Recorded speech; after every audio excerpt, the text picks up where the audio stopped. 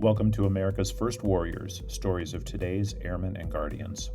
In celebration of Native American Heritage Month, this 5-episode series explores the stories of members of the Air and Space Force through candid conversations centering around their individual backgrounds and culture. By gaining a better understanding of the members of our total force, we become a more rich and ready team. I'm your host, Chief Master Sergeant Mark Legvold, Command Chief of the 133rd Airlift Wing, Minnesota Air National Guard.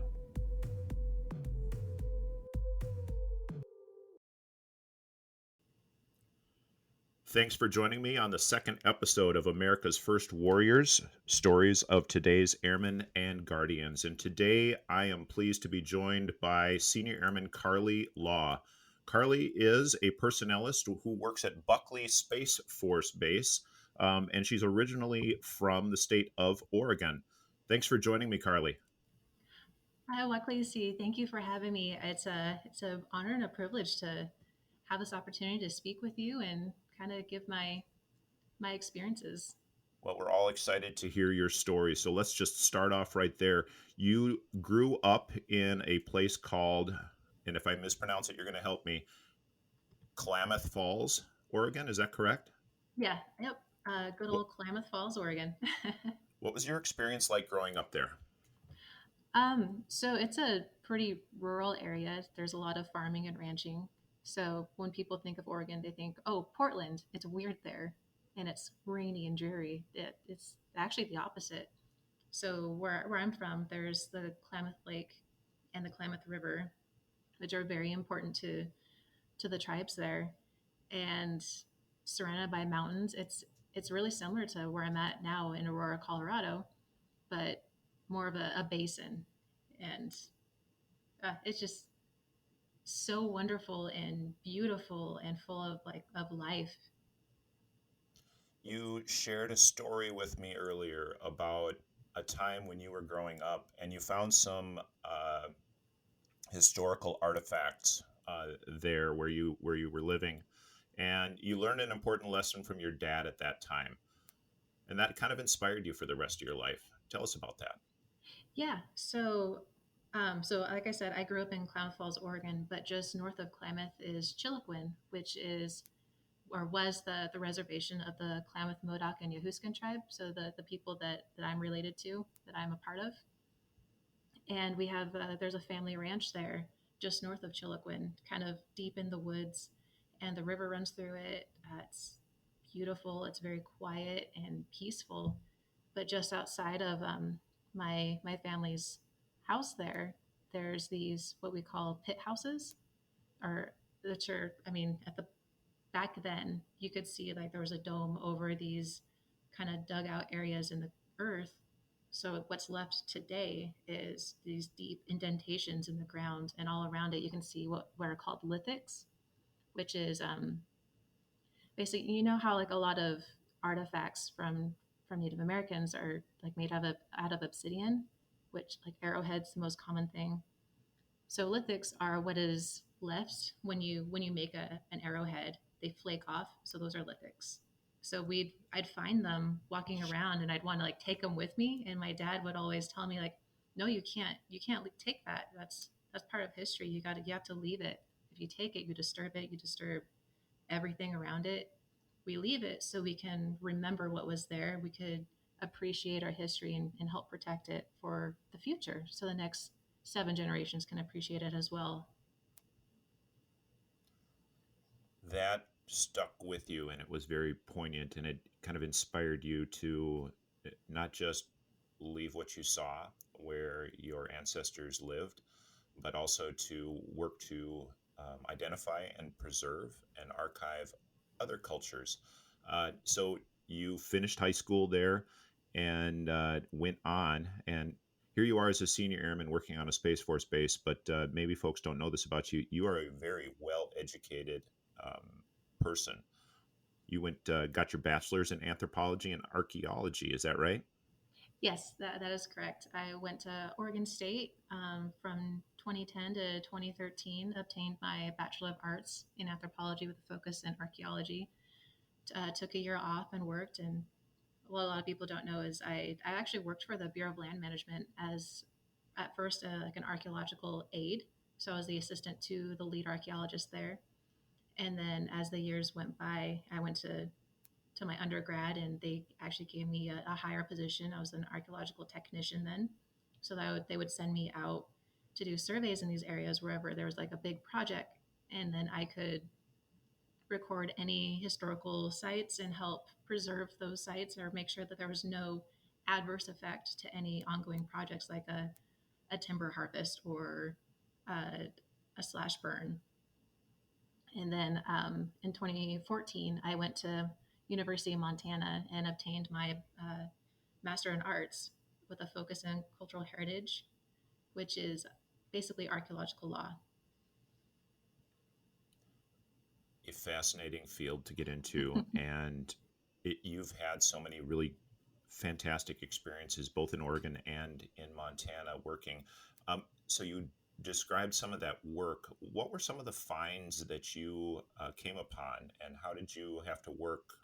If you were working with forestry, I assume there was kind of this pull and push between what you wanted to protect and preserve and what they wanted to come and clear, harvest, or maintain. How did you work that balance?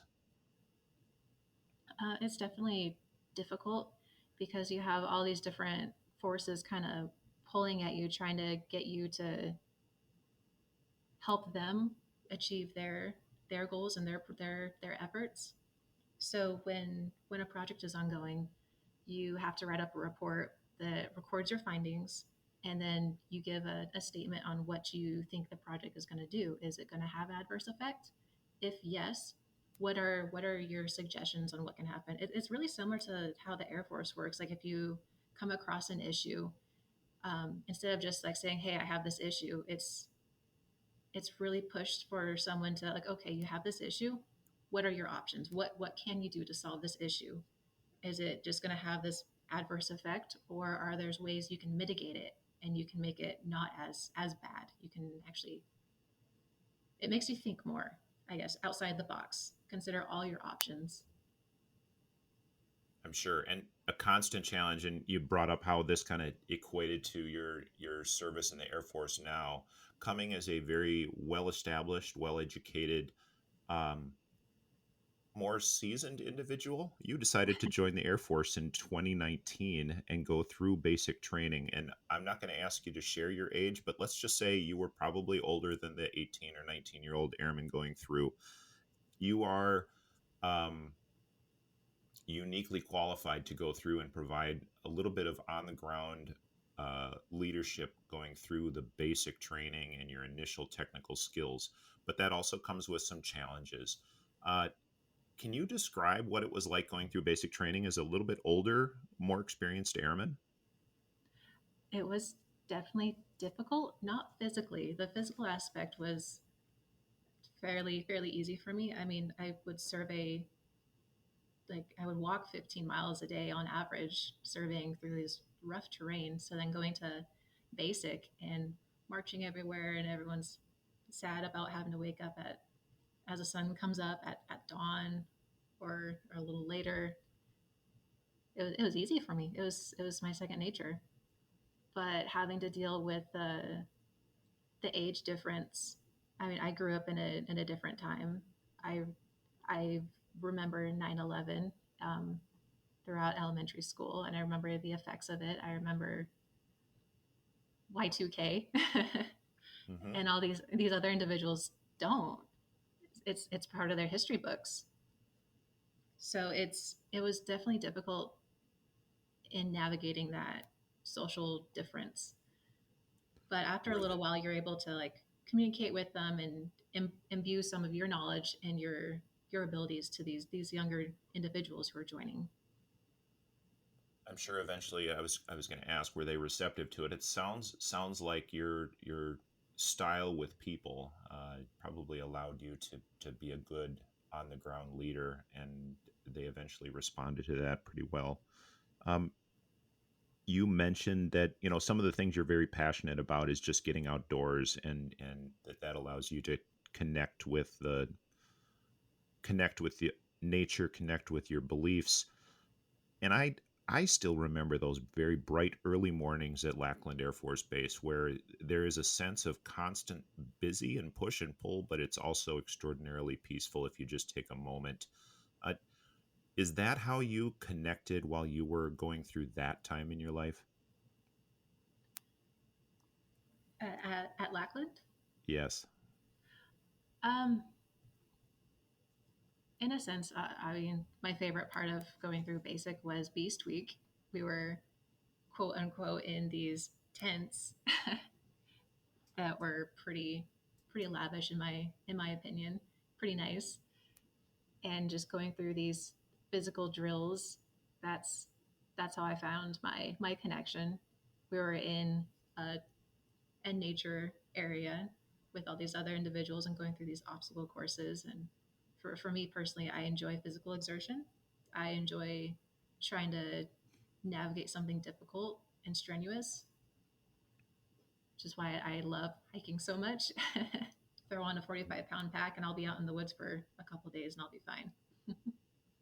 What a great place that you're stationed at now at Buckley. I'm sure it's a beautiful place to be. Um, I want to explore just a little bit your cultural heritage.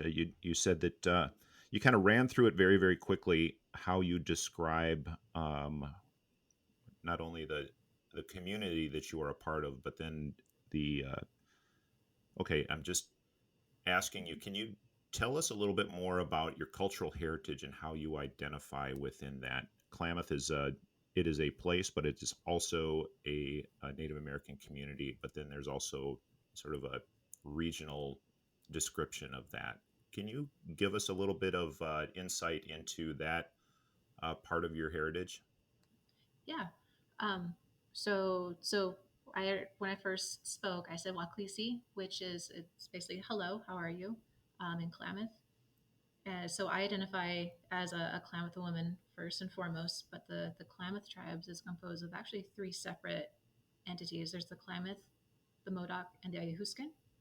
And then within each of those tribes, there's various bands within it that compose it.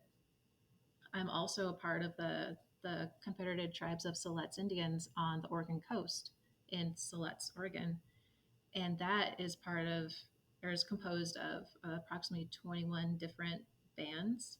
And then I'm a part of that tribe, or I'm related to that tribe through the Rogue River Band, which is located south, kind of in the Medford area. And then I'm also Northern Cheyenne. So due to a lot of federal policy and regulation, you can only be a part of one tribe. So I identify as Klamath. I grew up in the area. All my family is located in that area.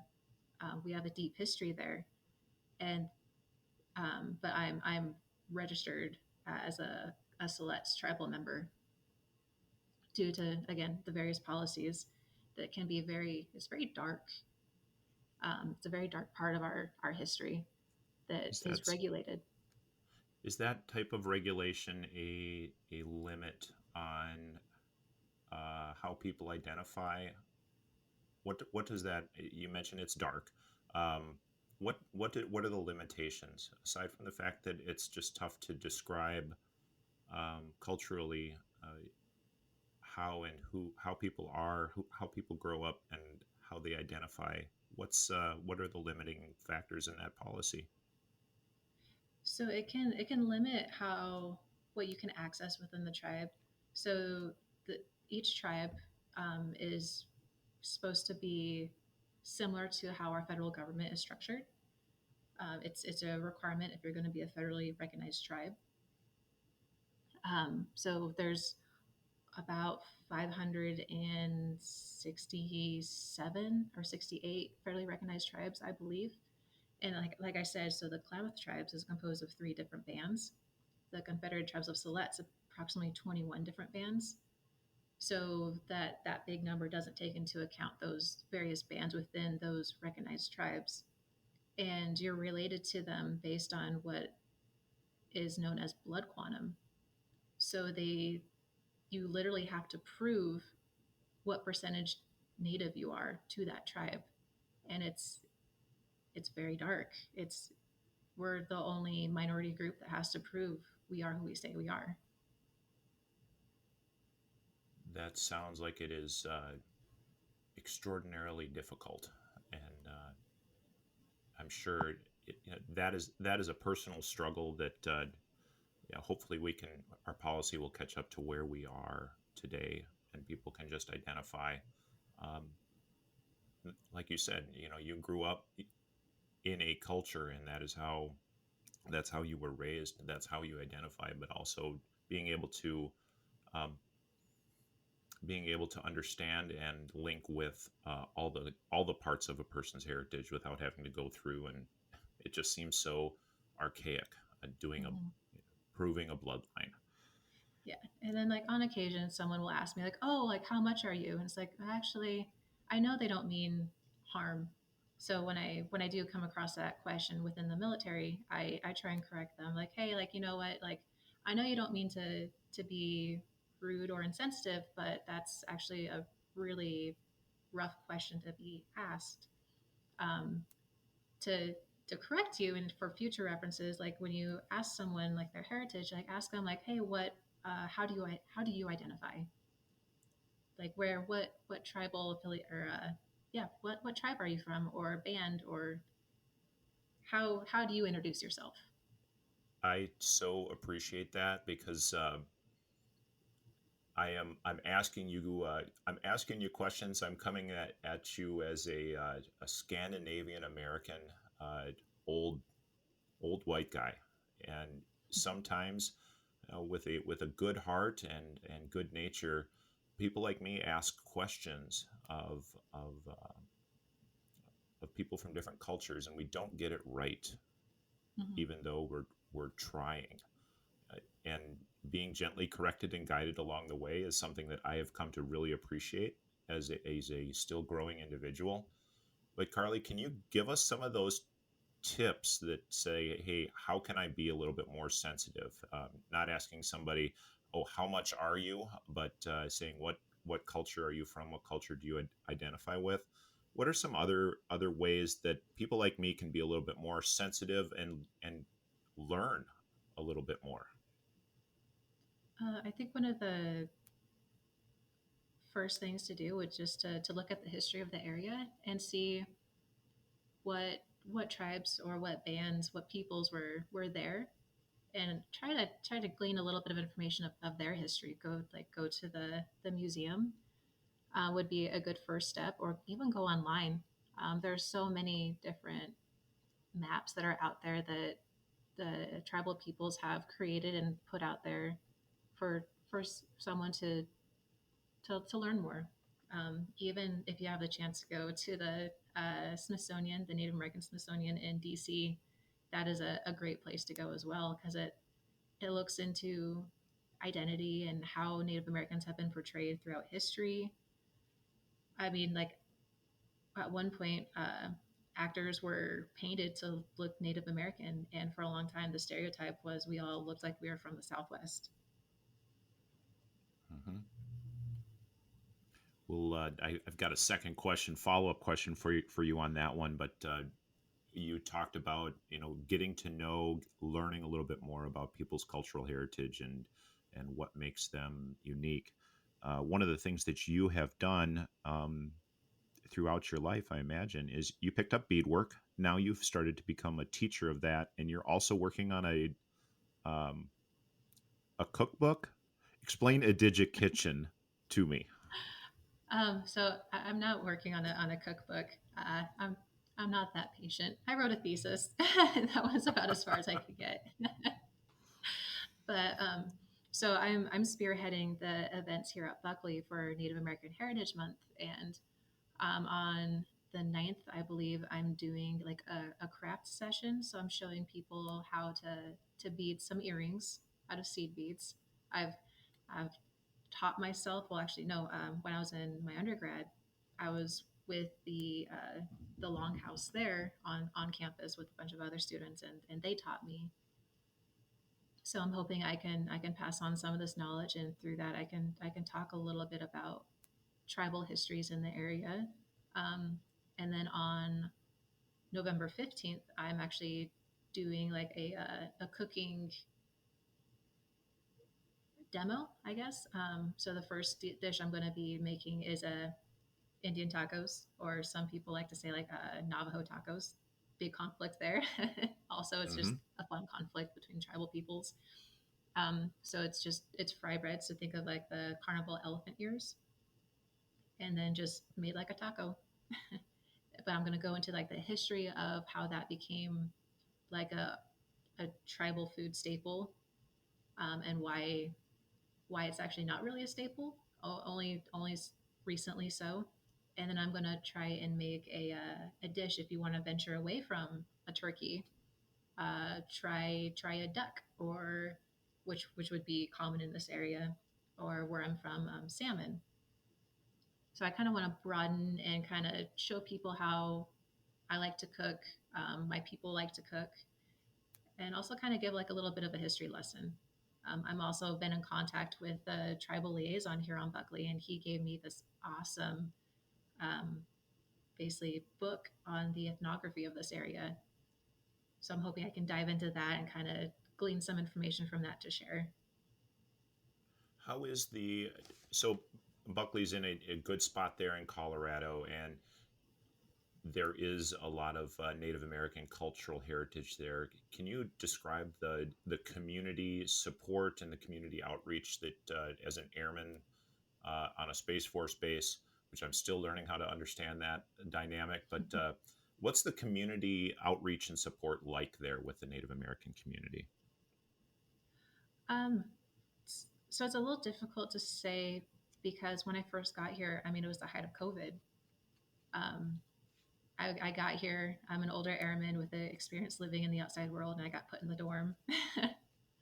Mhm. Lived with another individual who was almost 10 years younger than me. And then slowly I was able to get myself out of the dorms and then try and venture out. But with tribal groups, COVID hit us really hard. Um, a lot of tribal peoples, we live in very remote areas.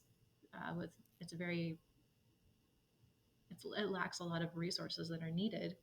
Um, and then also our elders are a very important part of our lives, but they're our elders. They're more susceptible to these outbreaks. So it's really hard to try and get in contact with groups to try and build that bridge and start that communication when we were in the midst of a pandemic. But now with things starting to open up, I mean, there's the Denver powwow coming up here in March, which is going to be amazing. I'm hoping I can get a group to go with me there. There's various groups around here. There's uh, actually a Native American restaurant, Decabe's, I really enjoy. It's really similar to like a Chipotle, that style. So I'm hoping I can. I mean, my immediate unit is very open to experiencing and learning things. I mean, when my birthday came, they wrote me a birthday card and it said "Happy Birthday" in the Klamath language. Like that was amazing. I've never had anyone else try and do that for me in any working group, and that just like really hit a heart chord with me. It was wonderful. Fantastic. And anybody is welcome at that powwow, correct? Yes, And anyone. even an old Scandinavian American like myself. Oh yeah, the more the merrier. Great. I mean, powwows Absolutely. are for like celebrating and telling stories and just competing because there's usually a lot of competitions going on dancing wise. You can learn a lot about various tribes because at these powwows, people are coming from all over the states, all over the place. Sounds like a great celebration. Oh yeah, no Yeah. alcohol, no drugs because it's a safe place. I mean, it's a Wonderful. celebration. It's a tradition. Sounds like a great thing to do, and you're doing some awesome things there at Buckley with taking your expertise and then teaching other people. And I do hope people take the opportunity to attend that. It sounds like a great thing. This is we're highlighting stories of Native Americans that are serving in both the air and space forces over the month of November. And while there is so much joy and so many good things to learn in the preservation of heritage and the stories that our Native American airmen and guardians are telling, there's also been quite a bit of struggle. You alluded to it a little bit earlier. Um, when we talked, I asked you, "Hey, who's a historical figure that you admire?" And you mentioned Sachin Littlefeather. Um, she recently passed away, and in 1973, she refused the Oscar that was supposed to go to Marlon Brando. And what a fascinating story. She kind of has this tie with you, or you have this tie with her, where cultural heritage and respecting it is something that's important. How did you come up with her as your historical figure to that you admire, and what are those traits and characteristics that you really admire in her?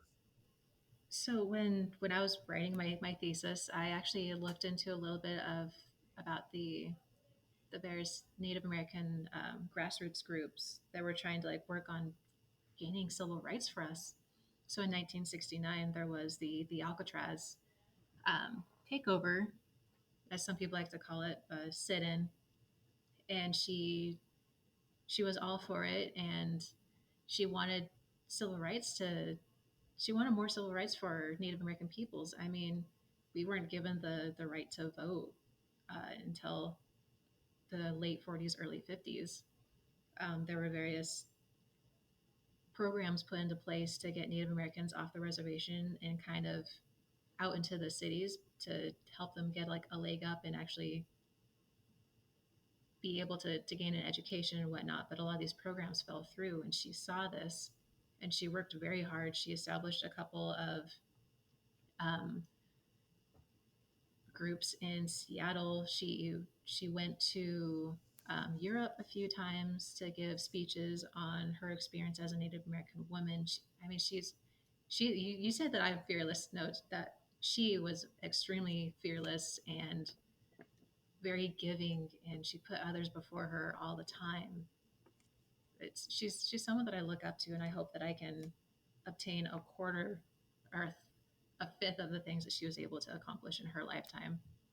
I mean, even when she got booed off the stage at the Oscars by giving her speech talking about how Native Americans were treated and how they were portrayed in Hollywood, she still held her head high and she didn't give in. She didn't say slanderous things. She didn't try to fight anybody. She was very graceful. She was very poised, and she held her head high. So I hope that I can hold my head high through everything that comes in my way, and I can handle every dispute with the grace that she did. And I'm sure in that moment, it took an incredible amount. I just doing a little bit of research here.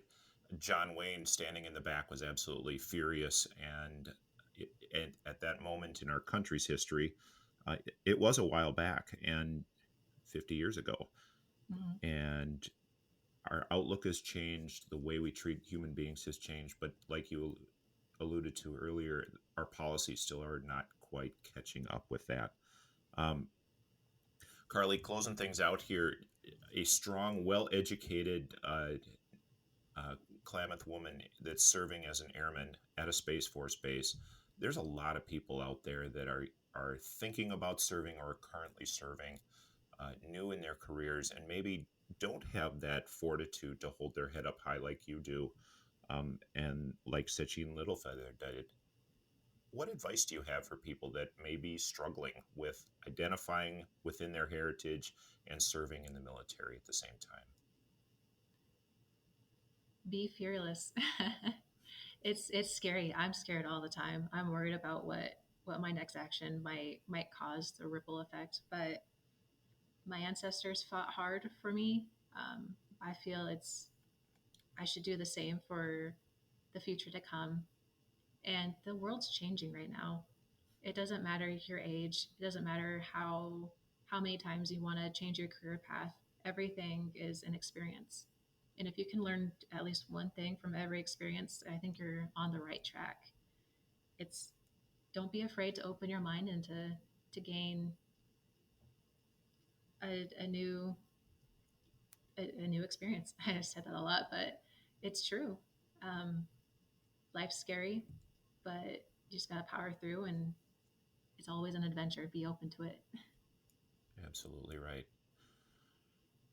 Carly Law, thank you for joining me today on our podcast, and we're highlighting stories of Native Americans serving in the air and space forces on our series called America's First Warriors. Uh, it's been such a privilege to talk to you. I hope that Buckley continues to treat you well, but more importantly, I hope you continue to treat Buckley well and our great Air Force as you continue to serve. Thanks, Carly. All right, thank you, sir. I appreciate it. It's been fun. Absolutely. And I hope that you stick around after our short break. I'll be joined by Lamere Davis, and he'll share his story on this two-part series of America's First Warriors. Welcome back to the second half of this week's America's First Warriors, stories of today's airmen and guardians. Joining me now is Staff Sergeant Marvis Lamere. Sergeant Lamere is currently stationed in the Oklahoma City area as a recruiter, bringing our newest airmen and guardians into the service. He's Nakota Sioux and has the privilege of raising 4 daughters. Welcome to America's First Warriors. Good morning, sir. Hey, let's start by unpacking a little of your roadmap to a career in the Air Force. You started in 2006, which, according to my math, would put you in for about 14 years, but that's just not so. What happened? So initially, I joined in 2006 and got stationed in Maelstrom, Montana, at the Air Force Base there in Montana. Served there from 2007 to 2010, and in 2010, I decided to separate. Separated in 2010. Uh, Still stayed in Montana. Ended up going to college using my GI Bill, all those things, and started working upon graduation. Um, and then the one of my friends hit me up and asked me, he's like, "Hey, would you potentially want to come back and work in the Air Force?" So I said, "Yeah," and that was roughly around the end of 2015. Started working my process to getting back in, and got back in 2016. How hard was that to leave and then come back? I know it's a process. No, it was pretty hard. There was a lot of hoops we had to jump through in order for me to get qualified to come back in, just because the length of time that I had been separated. But I'm glad I did it. For sure. So you mentioned that you went to a college when you got out. What was your job first off when you were in Montana? It's a 2MO33, so nuclear facilities maintainer. So I maintained the nuclear silo facility. Like it has HVAC system, diesel generator, stuff like that to just make sure that the missile is launch capable at all times. Not a lot of call for that specific of a job in the civilian sector. So when you got out, did you kind of stay in that facilities maintenance field? I actually got picked up working for a government facility on my reservation in Fort Belknap. I did that for about a year and a half before I ultimately got picked back up to join the Air Force. Awesome. Did you live on the reservation while you were there working? Yeah, I did. I lived on and I lived off. While I was going to school in Havre, Montana, it was like 90 miles 90 miles, about 90 miles away from um, where Fort Belknap is. I was going to college there, so I ended up deciding to live there closer to the college. But for the most part, I was living back home at Fort Belknap in Hayes, Montana. In Hayes. You went to community college. You were working. Very interested in the electrical sciences. In fact, that's what your associates is in. What's the college experience like at Fort Belknap Community College? I just did a little bit of research on that. Seems like they have a pretty strong cultural heritage section in that college. Did you get ingrained into that community while you were there? Yes, sir. So my mother's from there originally. I didn't grow up in Fort Belknap, but when I graduated high school in 2003, um, I enrolled in Fort Belknap Community College. And from 2003 to 2005, that's what I did. And I graduated there. I was the first one from in my family to graduate with an associate's degree. It was in natural resources. Um, and then I couldn't find work, so I ended up joining the Air Force. After I separated in 2010, I went to the University of Northern Montana, so MSU Northern, and that's in Havre, Montana. And I graduated from there with another associate's degree in the um, electrical field. So two associates, and you're the first one in your family to get probably to get two of those degrees, which is absolutely fantastic.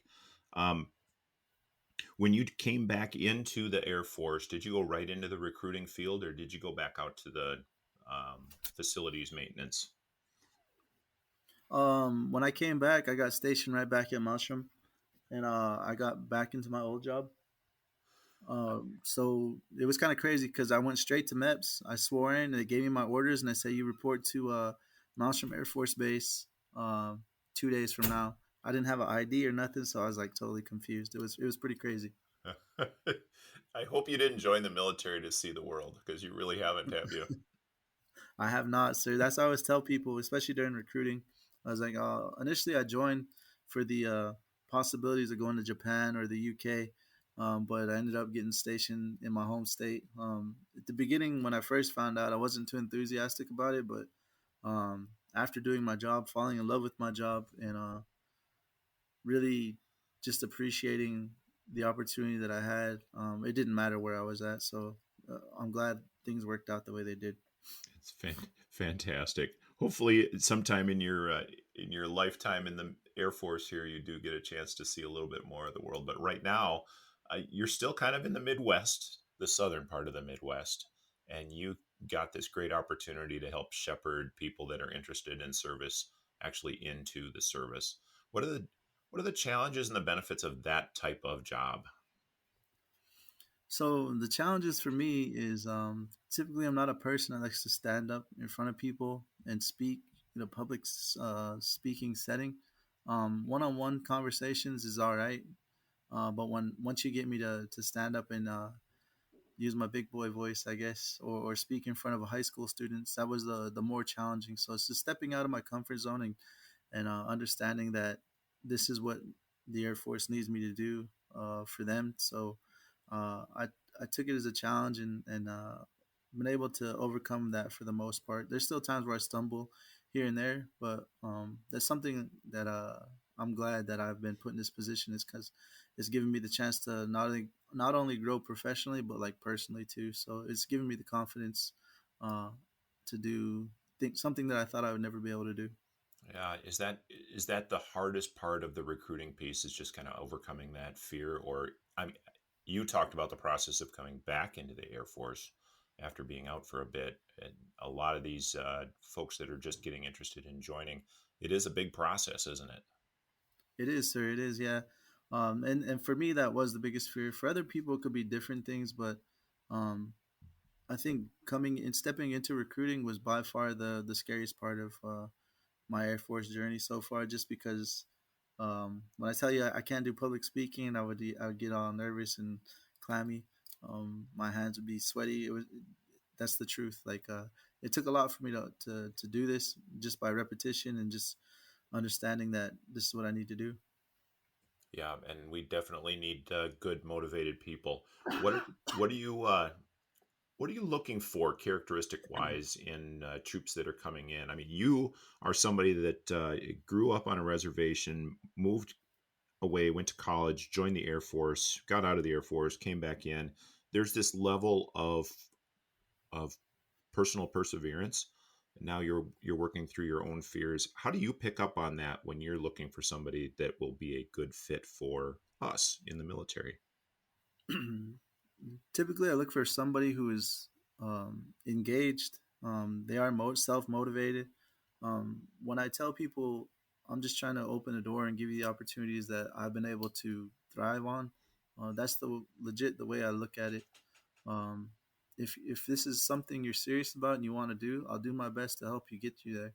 But for the most part, like a lot of kids step into the office and they kind of already have their mind made up. A lot of adults, they already kind of know what the Air Force can provide. It's more or less just me kind of figuring out, helping them figure out a plan and guiding them to getting where they need to be, getting them the information that they want to know, about specific jobs or about the Air Force in general is about it. But as far as like finding uh, a good fit for the Air Force, most of the time those people are who are a good fit are the ones who are going to stay on top of what they need to do. Like if I'm setting taskers, they're the ones that are going to be hitting those taskers on time and staying on task at all times. For the other portion of the kids that aren't staying on those, most of the time they won't respond back after a while because I stay pretty heavy on the communication. Like if I'm asking for something, I'll stay messaging them. It sounds like a good combination between a seasoned educator, teacher, trainer, motivator, and a taskmaster all at the same time. Yeah, we wear a lot of hats in recruiting. A lot of administrative work, a lot of stuff that I wasn't privy to beforehand. Before coming here, I was just pretty much used to turning wrenches and worrying about my own work. But now that stepping into recruiting, it's opened up a door to a whole lot of other things, like being a human resources manager, pretty much. And there's a lot to that field, that's for sure. Hey, when I introduced you, Marvis, you I mentioned that you are a Nakota Sioux, and for people like me that don't necessarily know a whole lot about Native American culture, can you talk about the differences between uh, Nakota, Lakota, and Dakota, and some of the things that set them apart, but some of the things that are similar? So primarily, the main difference is the dialect of which we speak. So Nakota, Dakota, and Lakota, they all have their own dialect. The best way I can explain it is most of the time was Nakotas are speaking N. They use N predominantly. Dakotas they'll use D in a lot of their words, and Lakotas they'll use L. A lot of things are similar, but there are differences between the languages.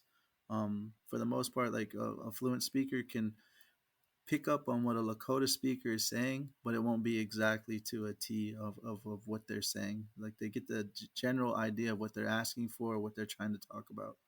Um, but the dialects are just a little bit different. As far as the differences was just where we territory was. Um, we were more kind of northwestern, I guess. So like Montana area down to or North Dakota. Spread out that way. I don't know necessarily know where the Lakotas or Dakotas roamed a whole lot, but that was probably one of the bigger differences. So the big thing is more of the regional and the language dialect. Just like I have a hard time, it takes me a long time to understand somebody that's got that thick Southern accent. So is that kind of the a way of looking at this similarly? Yes, sir. Yeah, it is. It's yeah, there's a lot of different slangs. A lot of different some words mean the same things, and some words mean totally opposite things. You grew up speaking Nakota, is that correct?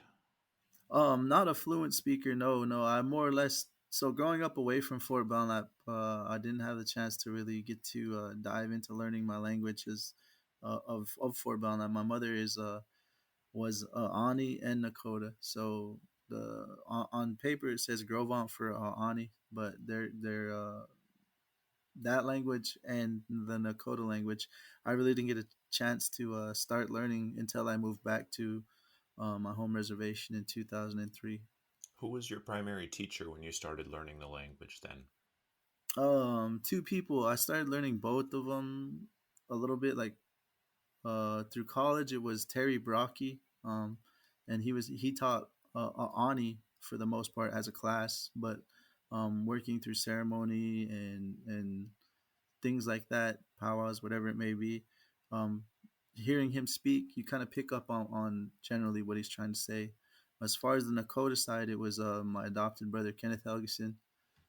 He's he's like about a year older than me, but he was raised by his grandmother, and she's the one that taught him, Dora Helgeson. She taught him how to speak, and upon graduation from high school in 2002, the high school where he graduated from in Hayes, they picked him up as a teacher, and he kind of revitalized the Nakota language. And it's still surviving. I would say thriving at this point now, but I can't say that I'm a fluent speaker. I'm forever learning, and I will forever be learning my languages. One of the best ways of learning something is to teach. So I mentioned you were raising four daughters. Are you helping to teach them the language and pass that along? As best as I can. Yeah, I try to shed light on not only our language but our cultural um, culture, our ways of our culture, and how we pray, things like that. How what women are supposed to do in society when it comes to um, ceremonies and things like that. All of it kind of factors in and with the language. So a lot of like our culture or ceremony and things that I'm speaking of are are based around the languages themselves. Certainly. If you were sharing with me, or if you don't mind sharing with me a little bit, if I wanted to learn about the significance of different parts of the ceremonies that you practice, what are some of the significances and some of the in some of the ceremony that you would perform? I'm kind of confused by the question, sir. Yeah, sorry. Forgive me. It's so if you are a traditional ceremony, what are the different parts of a traditional ceremony and their significance? So it's based totally on what's going on. It's There's a lot of ceremonies within each tribe that are one could be celebration, one could be for healing, one could be for um, uh, I don't know how to explain this. It kind of falls under so it just depends on what ceremony you need for what's going on. Like you could have a naming ceremony for your children, and they could get their name through the tribe, their Indian name. Or you could be having a tough time in life, and you could ask someone for a sweat for healing, and they can put that on. Or someone can ask for a sweat for celebration, and same reason they could put that on. It just depends on what's going on and who you ask. Tell me how that works. You talk about a sweat. What exactly is that? So um, that one's kind of hard to explain. It's the way I was always taught was these things are meant to be taught in person. It's kind of hard to explain to you in full and make you understand in full by just telling you through words. It's something you kind of have to experience to really fully have a grasp of what it Certainly. is. Um, it's just a ceremony that we've used to help with whatever's going on. If we're trying to celebrate something or give thanks for someone who had an illness, it just depends on who's asking and what they're asking for. They would go to a sweat lodge keeper or maker and ask them to put the ceremony on to give thanks or to ask for help. It sounds like a very spiritual way or inner focused way of looking at oneself and being in a intense moment of reflection. Is that a good way of putting that? Yeah, it is. It is. It's I like how you said a spiritual way. Like a lot of these, when I say culture in with Native Americans, in my experiences, this is more of a lifestyle and not something that is just, oh, it's there when I need it. This is something that you live every day. It's something that's a part of you. Like I said, it's a learning with the language. It's the same thing. It's something that you utilize every day and something that is present with you at all times. Wonderful. You mentioned to me that you used to dance and sing as a part of ceremony and just a part of your own practice. You don't anymore, though, do you? I don't dance, but I still sing. I used to dance growing up. My mom, she first started me out as a traditional dancer, and I danced from I think I was like 2 till I was about 6, and then she decided to switch me up to a fancy dancer, and I danced fancy dance style for for about another 5 6 years before I just decided ultimately I didn't want to dance anymore. Um, I'll Describe be what fancy dancing is. so you got two bustles on your back. It's more of a southern style type of dance. I don't know what tribe it originated from, but during the powwow celebrations, it's a category, it's a style. So I love the style, I guess, as a kid, and my mom had to go out and find me a fancy dancing outfit. It's a fast paced type of dancing style. It's exciting. A lot of people like watching it just because the pace of it, and it's a good it's a good show, I guess. I'm sure. Best way to put it. Absolutely. Um, but you do still sing, right? I do, sir. Yes, sir. And I sing all like I've sang during powwows. I've sang for ceremony. Singing is something that really sticks with me. I started singing in 2006, right before I joined the Air Force, and I still sing to this day whenever I get a chance to. It's something that I pride myself on. Something that uh, I really I really am proud of. Some that I've learned how to do that, and I'm able to do that for people and ceremonies for whatever's going on. If they need somebody to kind of help out, I'll do my best to help out and help sing. That's awesome. Do you do you get a good opportunity to do that in Oklahoma now that you're living uh, down in the southern Midwestern area of our United States? Is there good opportunity there? There is opportunities here. There are good opportunities. They have a lot of powwow celebrations. The way I sing is more northern style. Down here, you got a lot of southern style singers, and there's differences on how they sing. But for the most part, like with recruiting, I'll be pretty honest. I stay pretty busy with recruiting, so there's not a whole lot of time for uh, singing as much as I'd like to. Like for the most part, like I'll sing here at home or when I have time to do things like that. But not singing nearly as much as I'd like to for sure. 15 years old all the way down to 4, does your teenage daughter, does it resonate with her, or is dad just being dad? I believe it resonates with all of them. All of them are pretty proud of who they are, where they come from, and they have a good beat of what it is to be a Nakota, a Ani, a Nehi Harwood.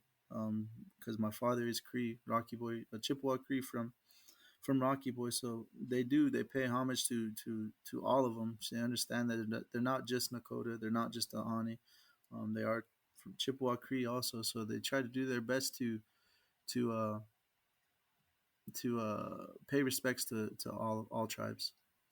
You are raising good people with a good respect for their heritage and their ancestors. And I asked you, you know, who do you admire? Who do you look up to? Um, who's somebody that you're really interested in from the past that taught lessons? And you talked about the chiefs of the past and the difficult decisions that they have had to make in leadership. Who are some of those chiefs, and what are some of the lessons you learned about leadership, resilience, and strength from those great people? So I don't I didn't really couldn't really pick out any single one. And the reason why I said the Chiefs that had to make the tough decisions was because in my eyes I believe my children are what they foresaw, and I hope that I'm doing a good job by them. The youth of what we have in Indian country today is what they foresaw, that we're still thriving, we're still here. We were that hope, we were that light that they were looking to save with their decisions they had to make, the tough decisions that they had to endure and survive. When I think of that decision that the decisions that they had to make, it, it would be really hard. You know what I mean, for anybody to really put themselves in that type of situation and see that there could be a possibility of me happening. There could be a possibility of my children happening. There could be a possibility of my brother Kenneth Helgeson, Terry Brocky, all of the cultural and spiritual leaders back home, John Stiffarm. I can name a bunch. Like I've worked with all of them through ceremony and what they do for our communities, language wise. Um, that's what I believe they were holding on to, and I think that they would be proud, and I'm thankful that they made the decisions they did, because without them, I wouldn't have this opportunity. I wouldn't have the opportunity to be able to parent my kids as I do. I believe I'm trying my best. I'm doing the best that I can, and I think that they're gonna grow up to be good human beings, and that's all I'm asking for. That is the goal of every parent, isn't it? Yes, sir. Yeah. You you mentioned that the culture is thriving, and I think that is so important. The richness and the diversity that our country has, and that it offers, um, and yet our country still struggles to make it okay and to grow and thrive as a rich and diverse culture within the country. And one of the things that I have learned is that as a population, there are more Native Americans as a percentage serving in the military. And it's extraordinarily high compared to other demographics like myself. Why do you suppose that is? I think it boils down to a number of things. First and foremost, I think it's just because it's what we've done since the beginning of our time, since the beginning, since we've been here. Um, service within Native American communities is there's not too many ceremonies you can do without veterans' help. So warrior societies within our people have always been here, and they will always be here until we are no longer part of this world. Um, but it also boils down to opportunity too. As far as like being in the situation that I was in, stepping into something to help better your life. It's a door. It's an opportunity. Whether it be with the Air Force or the Army, Marines, or the Navy, they all provide that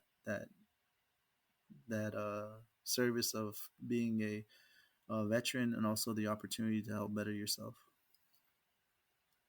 It is, I have heard that you mentioned that you can't have ceremony without the honoring or the help of the veterans in that regard, and I know that that is something that is revered at ceremony, which is just so fantastic. You are you've been you describe yourself as somebody that has a strong will, and that has helped you to overcome a great many things in your life. Marvis, what's a challenge that you have had to face that's really developed you as a person, as a Native American in our military, and as a father? What's a challenge that you've had to go through, and how's that made you? Bless you. How's that made you better? Excuse me, hold on. Yeah.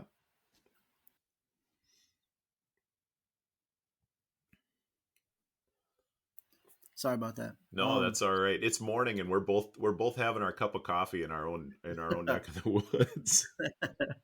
No, as far as like challenge, I think the hardest challenge for me is being away from home because of what I do for how I help out for our people, not what I do, how I help out, and always being there to do the things that I think is necessary for our people to survive.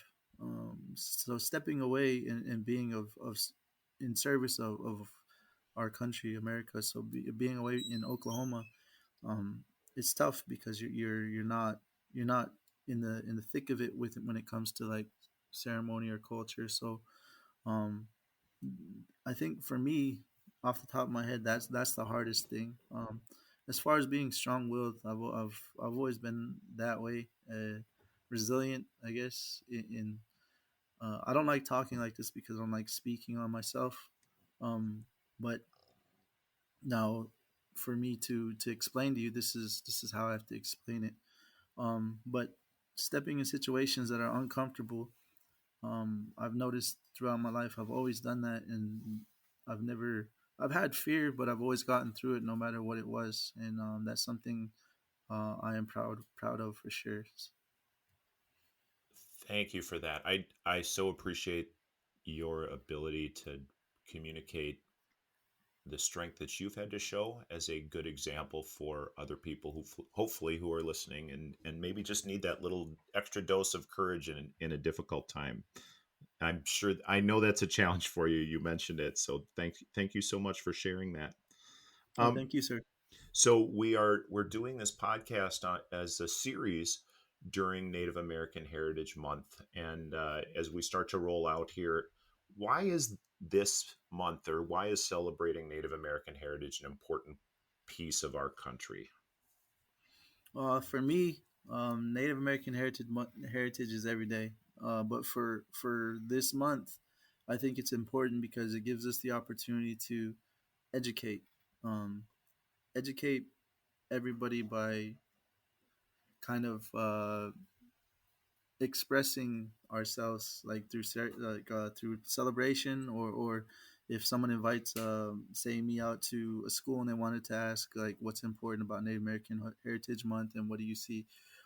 Education is key because I mean if we educate everybody, like all the different races who are in America, about uh, ourselves, about kind of the do's or and don'ts, or just highlight the good things or even the bad things of what happened and what went down and how we can move forward.